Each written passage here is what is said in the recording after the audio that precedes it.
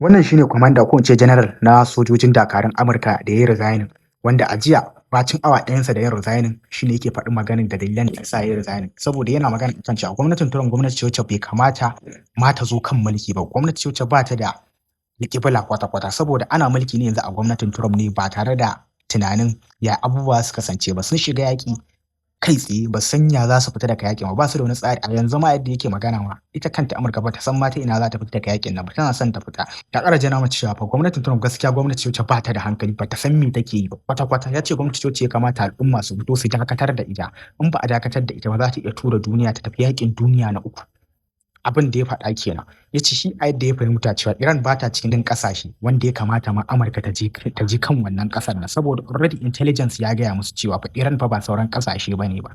Suna da wannan labarin, amma tsabaragen munafurci da hauka da ba san me suke yi ba suka je suka tsindama kansu cikin yaƙin nan. Saboda suna ganin a irin misintelligence da suka samu suna tunanin kamar daga sun shiƙe Ayatollah komai zai tsaya, Iran ma za ta haƙura. Sai suka ga gashin har yanzu ita Iran yanzu take ta jan yaƙin. Saboda yanzu magana ake ta midterm election da yake gabatowa a Amurka, wanda in dai har ba tsayar da yaƙin na ba kafin wani lokacin irin mugun kayin da 'yan jam'iyyar Trump za su sha Allah ne kaɗai ya san su. Saboda yanzu akwai 'yan Republicans da dama waɗanda suke magana akan cewa su yanzu masu bin jam'iyyar Republican kun gane suke magana akan cewa su 'yan Democrat yanzu ma su zaɓa. Saboda sun gane cewa wannan gwamnati Trump gwamnati ce ta zo da munafurci, ta zo musu da ƙarairaki, ta gaya musu ƙarya da gaskiya, ta zo tana ce musu babu sabon yaƙi. Duk waɗansu abubuwa da ake yi ana iban harajin kuɗin 'yan Amurka ana zuwa ana kashewa a yaƙin banza da nufi. Ya ce duk dakatarwa zai sai gashi na ko shekara ɗaya bai yi ba. Tun a 2025 aka fara irin wannan yaƙin, wanda daga baya kuma da aka zo a ƙara sabantar da shi a shekarar nan ta Fabrairu. Sai gashi abin ya ƙara tafiya yake ta yi.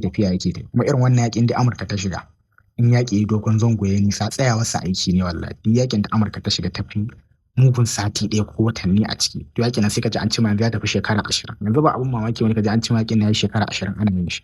Saboda mun ga yaƙin a Iraq shekara kusan 10 wani abu. Na Afghanistan shekara 20 da wani abu. Amma duka a ƙarshe babu nasarar da ta yi. Haka yaƙin da aka yi a Vietnam shi ma shekara kusan 10 wani abu. Ƙarshe ba ta yi nasara ba. Ita Amurka duk ba ta taɓa yin yaƙi ta yi nasara ba. Babu wani yaƙi da taɓa yi da nasara. Kurin suna shiga ne suna amfani da kuɗin al'umma na banza da na wofi don su dinga sa wa'yannan kamfaninnika na makamansu su dinga yin kuɗi na hauka. Saɓanin ga abubuwan da ya kamata su dinga yi na zamani, wanda idan ka duba yanayin tafiyar China da cigaban da China take da a ce irin wannan babin za su dinga tafiya. Da tuni irin cigaban da Amurka ta yi da shi Allah ne kaɗai sani. Cigaba da Amurka kuke ji da ne Amurka take da cigaba. Amma yanzu wallahi ba ta da wannan cigaban da ake tunani. Titunan su tsofaffi, mutanensu akwai aikin yi, amma irin yanayin kuɗin da mutum yake samu a matsayi yake tunda dan rayuwar bashi ake. Kun gane? To abubuwa asibiti babu wani invention da Amurka take. In banda AI ɗin nan da ya zazzo da China suke tsere da ita, amma da irin gini an tsara shi ya zama na zamani. Duk ba a wannan ci gaba. Irin su subway wajen hawa jirgin ƙasa duk ba a duk komai duk za a gan shi a lalace ki. Allah wani gurin ma a Kano sai fi ma wani gurin kyau a Amurka. Gurin dai wani gurin za ku ga kamar irin su Hollywood yadda ake nuna muku fina-finai sai ku ga kamar ai haka take. Abubuwa suna ta ci baya saboda babu wani invention da ake yi kwata-kwata. Abubuwa da sun lalace. Wannan shine kurin wannan duk laifin shugabanninsu ne gaskiya. Allah shirya. In dai ba su tashi yanzu ba sun kauda irin wannan gwamnatin tasu ma gabaki ɗaya su canja fasali. In dai ba civil war ma aka yi Amurka ba. Tafiyan nan haka za a ta tafiya wallahi ba abin da zai canja.